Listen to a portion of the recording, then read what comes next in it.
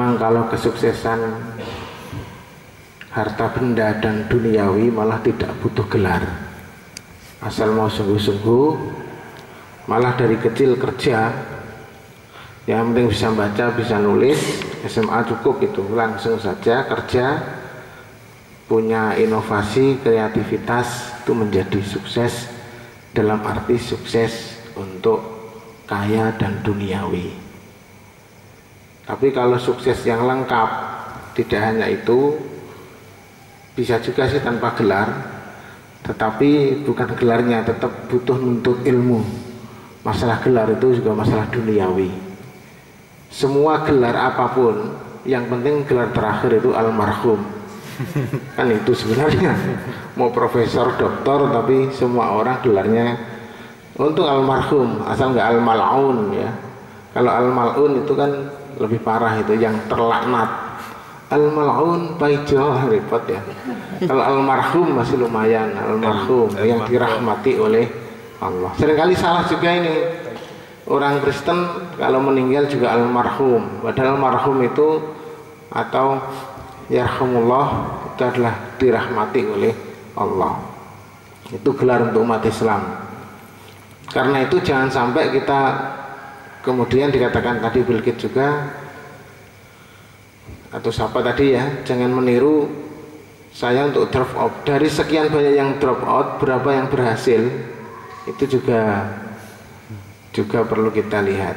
Memang kalau hanya masalah kekayaan, sekolah itu bukan jaminan ya, enggak jaminan. Tapi Islam menyuruh kita untuk belajar dan terus belajar. Dan belajar itu bukan harus di perguruan tinggi, tetapi iqra, kita membaca. Orang nomor satu Rasulullah itu juga di dunia itu nggak punya gelar sama sekali. Dia sukses dunia akhirat tanpa gelar. Umar bin Khattab juga tanpa gelar. Dulu nggak ada gelar soalnya ya, nggak ada gelar dulu.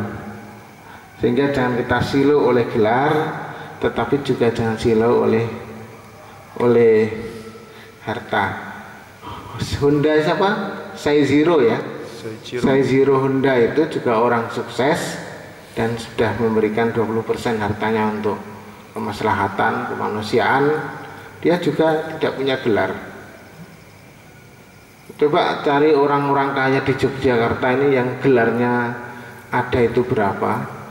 Malah orang yang gelarnya banyak itu nggak akan kaya. Mengapa? Karena hartanya habis untuk tarik gelar. Jadi malah nggak kaya-kaya ya. Malah habis tarik gelar. Ini presensinya Mas nanti tidak sampai sana. Yang kedua, ini sekali koreksi kita bersama. Saya tadi mendengar kayaknya kalau nggak salah baca yang pertama tadi surat Al-Baqarah ayat 50-an ya, atau ratusan. Tapi kok rakaat kedua malah kembali ke Al-Baqarah ayat awal lagi 20. Memang tidak ada larangan dari Nabi untuk membolak-balik ayat. Tetapi dari fi'liyah Nabi itu, Nabi tidak pernah membaca surat atau ayat itu terbalik dari Al-Quran. Misalnya ya kalau kita sholat Jumat, Nabi itu membaca Al-A'la baru Al-Ghasyiyah. Itu urutannya jelas. Terus kalau witir membaca Al-A'la, Al-Kafirun, kemudian Al-Ikhlas. Itu juga urutannya jelas. Maka saya harapkan untuk teman-teman semua, kalau bisa diperhatikan urutan, apalagi surat ya, ayat, surat aja diperhatikan. Mohon nanti kalau membaca surat jangan terbalik. Meskipun tidak ada larangan, tetapi kan Nabi mengatakan shollu kama ra'aitumuni usolli. Maka seharusnya ya ayat yang awal dulu baru yang akhir. Nah, ini sebagai koreksi bersama. Saya masih menyaksikan ya, mendengar ya, kalau jadi makmum itu begitu. Di masjid-masjid itu kadang kalau ketemu imam saya tanyakan, oh iya tuh Pak, malah saya nggak tahu kalau begitu. Memang nggak perlu tahu, saya bilang itu. Cuman kalau kita tahu ya kita ingatkan sebaiknya, tapi nggak ada larangan memang ya, sebaiknya. Babun fil mubadarati ilal khairat, bab bersegera menuju kebaikan. Untung saja kiamat tidak jadi, sehingga kita masih punya kesempatan untuk kebaikan. Ada sekarang dijual itu di Amerika itu Apollo anti kiamat. Harganya satunya itu 1 sampai 2 M tergantung tipe dan khasiatnya, ya. 1 sampai 2 ember miliar itu bisa muat 1 sampai 4 orang keluarga kecil, 1 Apollo itu, ya. Silahkan yang mau pesan.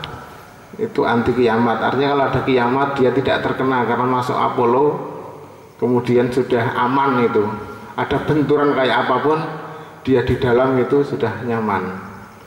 Ada juga di Eropa itu bunker anti kiamat. Di sana sudah disediakan 100 sperma cadangan. Kalau ada kepunahan manusia, pengembang biakannya dari situ. Ya aneh-aneh ya. Sudahlah. Kayaknya kalau mau ya itu ada Apollo. Tapi sekarang ini adalah masa-masa kita sudah selesai. Bagi orang yang percaya dengan ramalan Maya, padahal Maya itu juga siapa ya? Ira Maya Sofa atau siapa? Maya itu menyatakan tidak begitu, ya.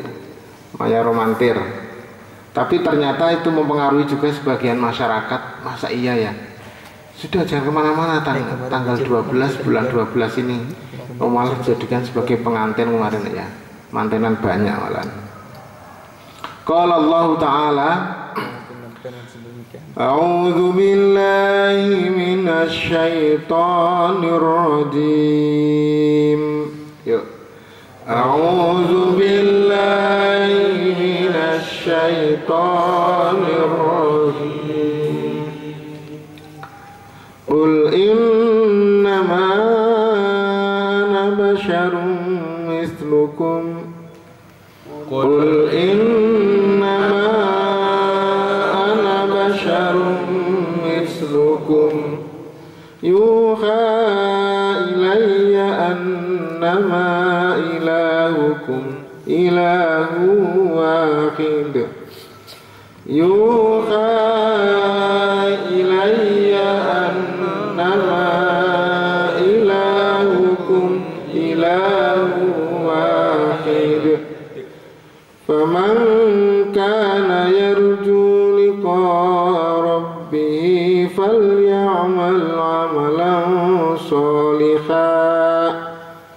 Faman kana yarju liqa'a rabbih falyamal 'amalan shalihan wa la yushrik bi ibadati rabbih ahada wa la yushrik bi ibadati rabbih ahada.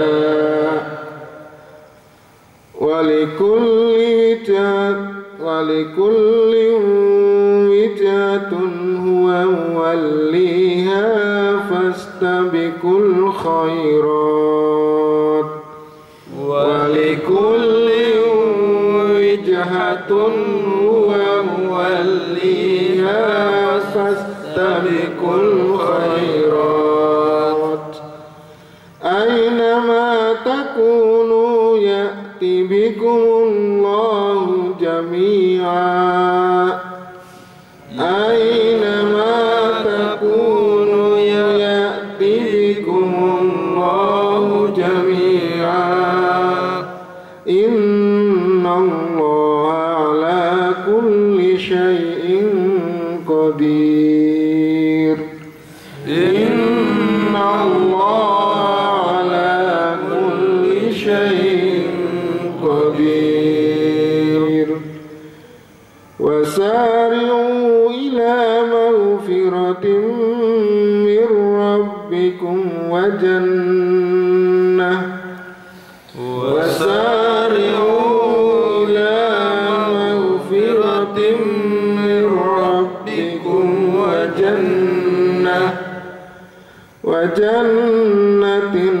ardu was-samawati wal ardu uiddat lil muttaqin wa jannatin ardu was-samawati wal ardu uiddat lil muttaqin. Kul, katakanlah wahai Muhammad, innama ana, saya hanyalah basyarun, manusia, mislukum, seperti kalian. Yuha, yang diwahyukan, ilayya, kepadaku, annama, hanyalah, ilahukum, Tuhanmu, itu ilahun wahidun, Tuhan yang satu.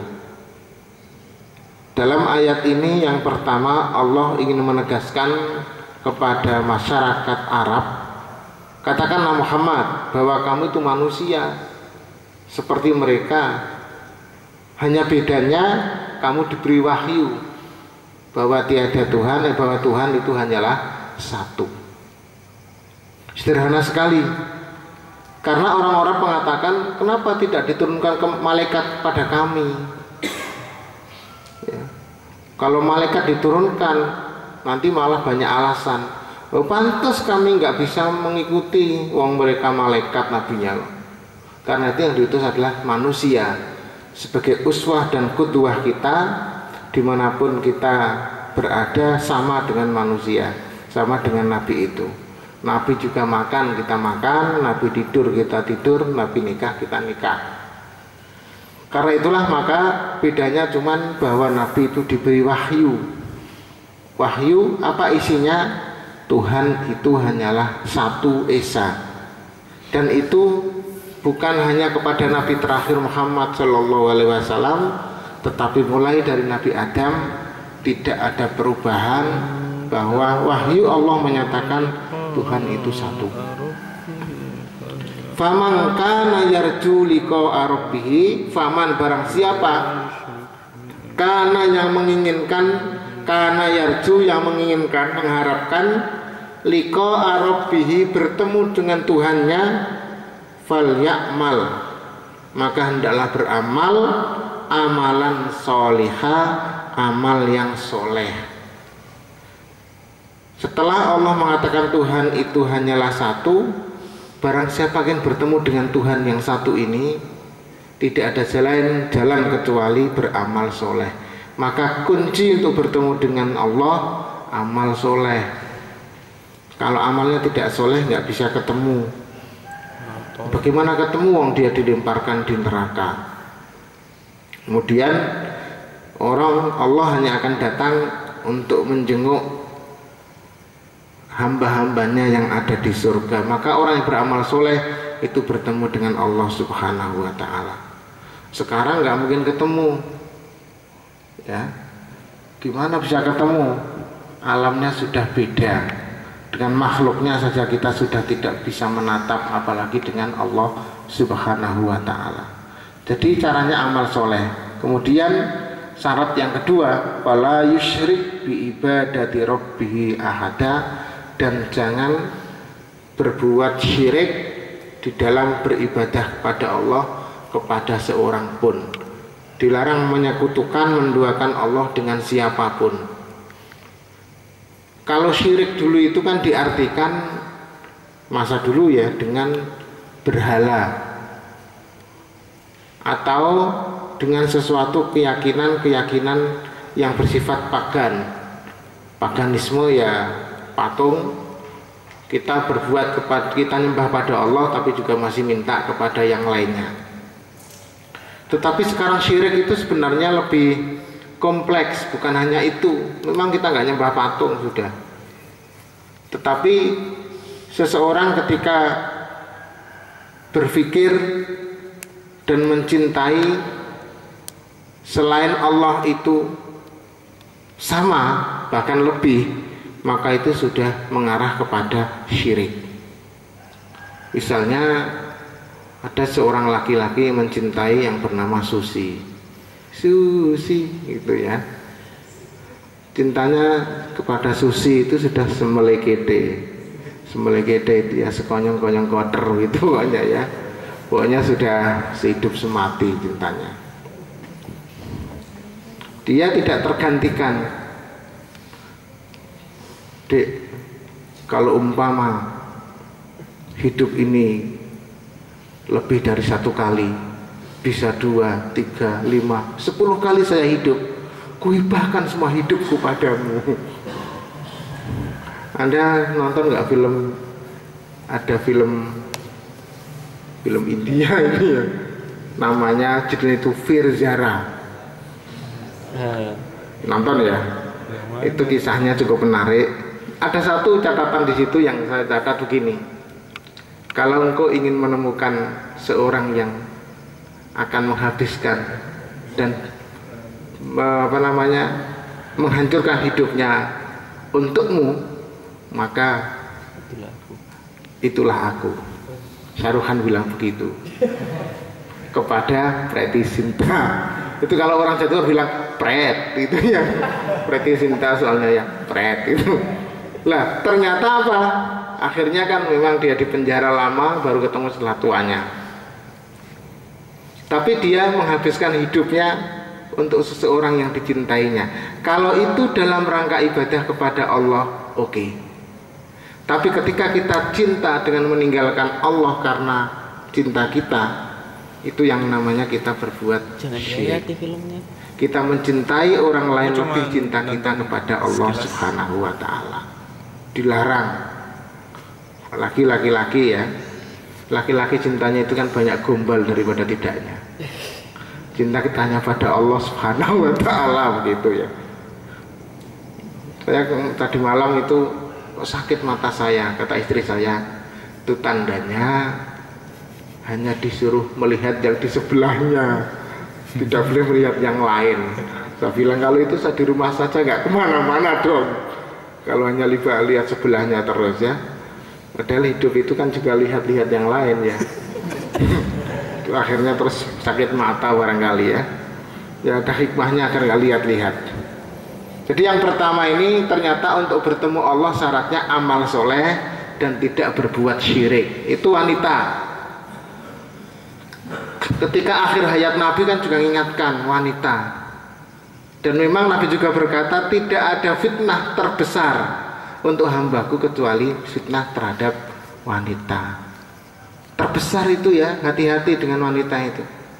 Dia tuh lembut, tetapi sangat menjungkalkan.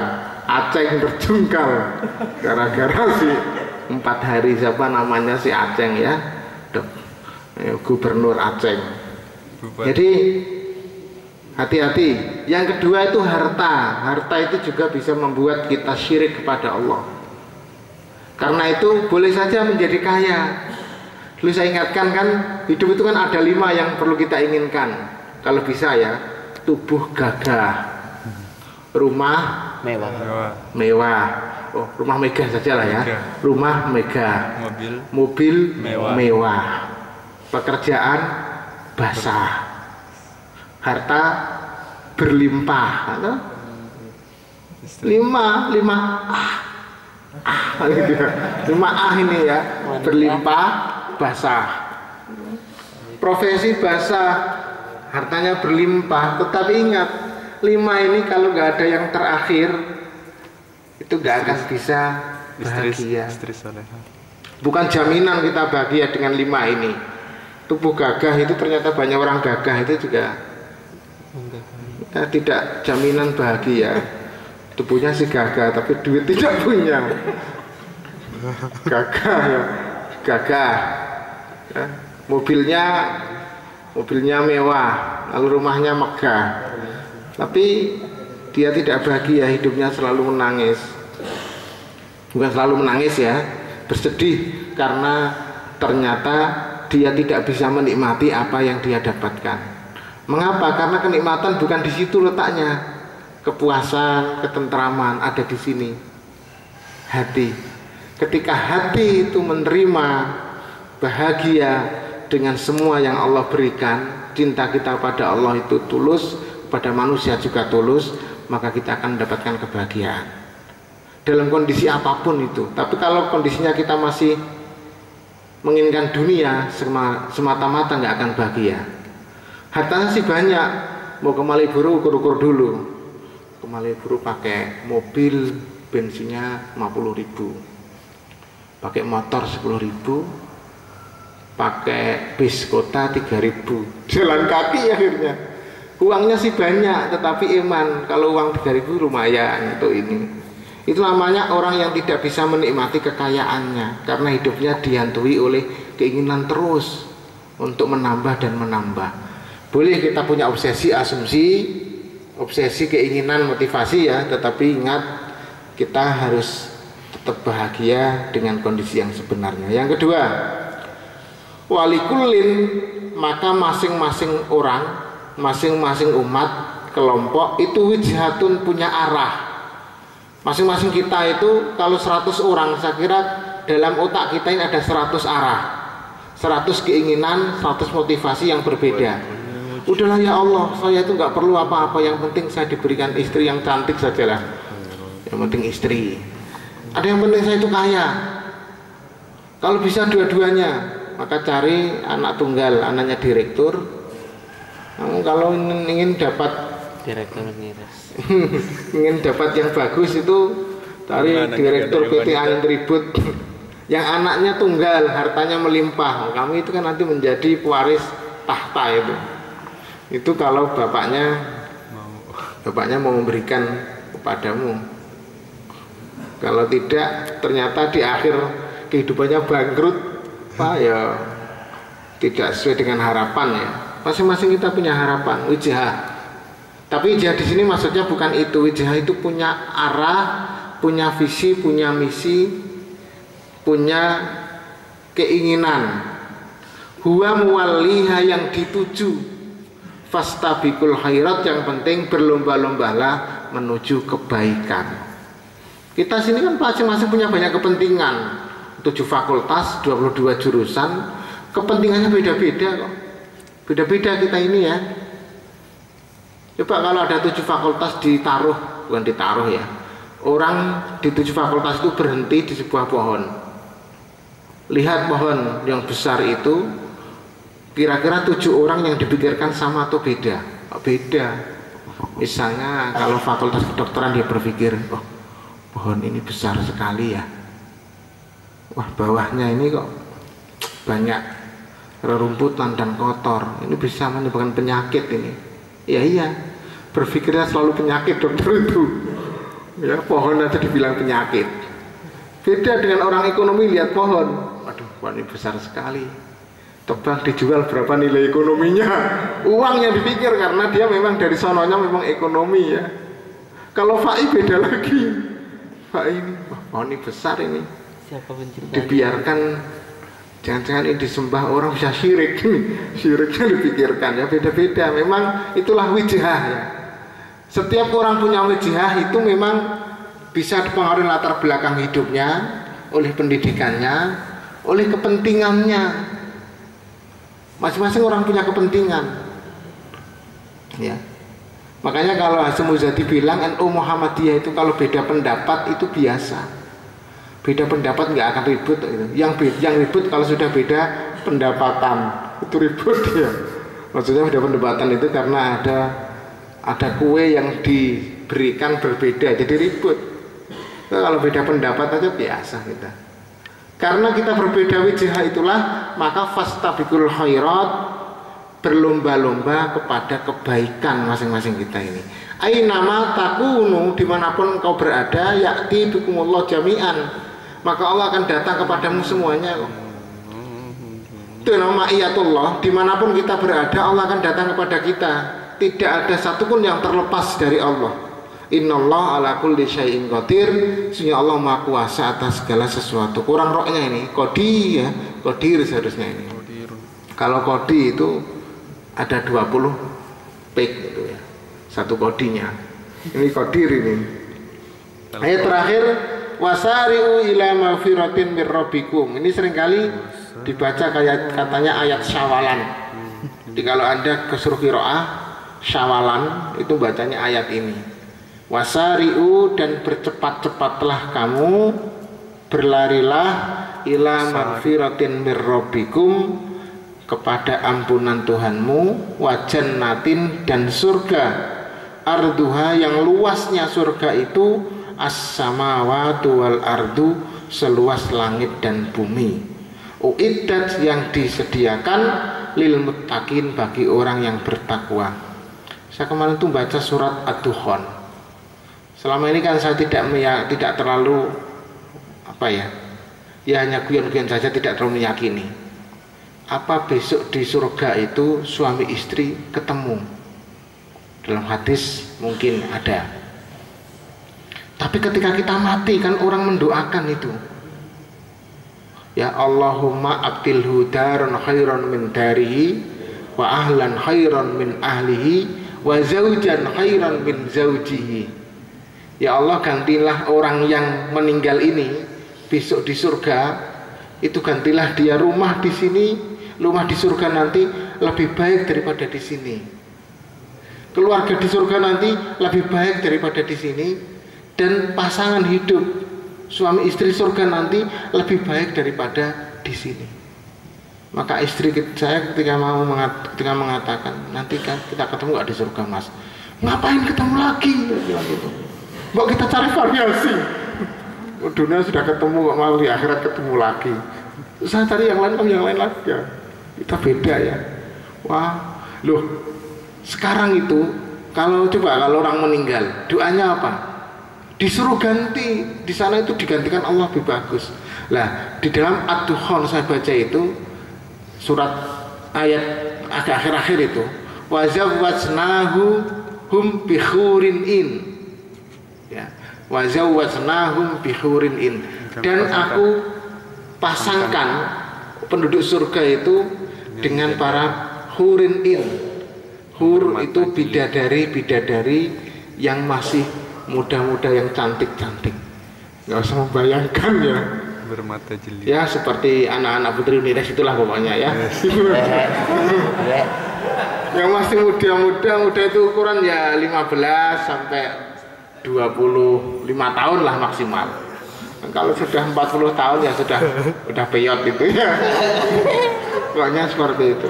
Bihurin in, berarti kan kita sama saja, laki-laki juga, perempuan juga dapat yang muda-muda ya, berondong-berondong begitu ya, katanya berondong. Nabi ketika ditanya oleh seorang nenek, Nabi, apakah saya dapat masuk surga? Nabi kata Nabi, nenek tidak akan masuk surga. Nangis dia, karena tidak ada di surga nenek-nenek itu. Nangis diceritakan, nenek nanti akan menjadi muda kembali dan cantik. Oh, gitu ya. Neneknya langsung bilang begitu, lebih sekali ya. Masa nenek lebih begitu? Luasnya itu ternyata surga itu seluas langit dan bumi. Berapa itu ya? Kalau istilah bumi itu kan sekian dah luas sekali ini. Sudah dihuni 6 miliar. Langit, kalau langit itu dikatakan sab'as samawat, ada 7 langit, itu dianggap adalah 7 tata surya, sekian banyak luasnya. Lah gimana nggak luas? Kita itu sudah berapa abad? Adam itu sekitar 3000 tahun sebelum Masehi. Bukan 3000 ya, 5000. Karena yang 2000 itu Ibrahim. Ibrahim itu 2000 tahun sebelum Masehi. Sekarang sudah sekitar 3800 tahun yang lalu. Itu adalah Ibrahim. Lah orang hidup itu tiap ini kan meninggal, tiap detik ada orang meninggal. Sudah berapa kali dunia? Coba hitung 3800 tahun yang lalu sampai sekarang, manusia itu yang diproduksi Allah itu berapa? Bisa dihitung itu ya. Berapa lipat manusia sudah. Kalau dunia sekian ini kan kita jadi sesak ya. Makanya terus Allah membuat surga itu luasnya seluas langit dan bumi. Luas. Maka kalau kita nggak punya kaplingan di dunia, besok kita kapling di sana, itu luas masih yang tanah. Sekarang mahal dunia ini ya, kaplingan itu. Kapling tanah, membeli tanah itu mahal. Nah, cari kaplingan di akhirat luas, jadi murah. Malah nggak beli, mungkin diobral ya. Nah itu semua untuk orang-orang yang bertakwa. seluas langit dan bumi. Ada cerita yang menarik itu, antara penduduk surga dan neraka ini berdiskusi. Ini mohon maaf, ini hanya cerita anekdot. Kalau ada yang tersinggung tidak usah tersinggung. Si penduduk neraka dan surga ini berdiskusi, kita itu kan dulu satu keluarga di dunia. Yap, kenapa kita sekarang nggak pernah bertemu ya? Buat sekali-kali yang surga itu mengunjungi ke neraka, yang neraka kunjung ke surga. Amah wae, nggak yang surga. Ke neraka saya kan ingin kunjungan ke surga. Memangnya bisa kunjungan di situ aja kesakitan. Ya sekali-kali ada masa libur cuti lah, cuti dari neraka. Oke, ya, lalu diskusi, dibuat kesepakatan. Ya sudah, agar bisa mengunjungi sesanak saudara, kita buat jembatan menghubungkan antara surga dan neraka. Dikumpulkanlah para ahli teknokrat dari surga dan neraka, bertemu, sepakati, kemudian dibangun. Berapa waktunya? Masa kita di dunia itu jembatan segini aja 4 bulan selesai? Ya sudah, 4 bulan ya, 4 bulan. Ternyata yang penduduk neraka sebelum 4 bulan, 3 bulan jembatan sudah selesai separuh. Tapi yang tanggung jawab penduduk surga nggak selesai. Gimana surga yang nggak selesai? Masya Allah mas, minta maaf, di surga tidak ada teknokrat ternyata. Semuanya teknokrat ada di neraka. Ternyata para teknis bangunan itu banyak di neraka semua, jadi di surga nggak ada, sulit bangunnya. Ini tidak menyinggung para ahli konstruksi bahwa dia penduduk neraka loh ya. Kalau makan semen, oh ya semen dimakan, batu dimakan, ya neraka nanti. Nggak mau makan yang lembut-lembut ya, masa semen, besi. Itu besi itu seharusnya ukurannya berapa dimakan. Waktu bangun ini 8 miliar itu kata UMY itu sudah bisa membangun lebih dari ini waktu itu. Tetapi gara-gara dimakan oleh kontraktornya dan pejabat yang memberikan yang memberikan hibah rusunawa ini, maka UMY harus menambahi. Untuk jadi begini aja UMY menambahi 1 M tiap ininya, tiap gedungnya. Berarti apa? Berarti kontraktornya memang makan besi, makan yang lain-lainnya. Itu nanti termasuk yang membangun jembatan menghubungkan dari neraka ke surga, yang kayak jadi itu ya. Hadis wal awalu an Abi Hurairah, dari Abu Hurairah radhiyallahu anhu, anna Rasulullah SAW qala bersabda, badiru, bersegeralah kalian bil a'malis sholihati, dengan amal soleh. Mengapa kita harus segera amal soleh? Kata Bimbo dikatakan, apa katanya? Janganlah ditunda-tunda beramal soleh, janganlah ditunda-tunda. Lanjutannya nggak tahu saya. Nanti kalau lanjutan malah direkam nggak enak saya. Fasataku nufitanun. Kenapa kita harus beramal soleh? Karena akan ada fitnah. Kaki to'il laili, seperti sepotong malam, al-mudlim, yang gelap. Fitnah itu seperti potongan malam yang gelap, sepenggal malam yang gulita. Kenapa malam itu gulita? Yusbihur rajulu mu'minan, paginya seseorang itu mukmin, wa yumsi kafirun, sorenya sudah menjadi kafir. Wa yumsi mu'minan, sorenya dia mukmin, wa yusbihu kafirun, tapi paginya sudah kafir. Cepat sekali ini antara mukmin dan kafir itu berubah, konversi. Malamnya atau sorenya dia mukmin, paginya jadi kafir, atau paginya mukmin, sorenya kafir. Itu dianggap fitnah seperti gelapnya malam. Mengapa itu terjadi? Ya bi'udinahu bi'arodin minat dunya, karena orang itu menjual agama dengan sepotong kue dunia, dengan harga yang murah. Ya, agamanya habis hanya gara-gara bisa bekerja. Kamu boleh bekerja di sini, tetapi syaratnya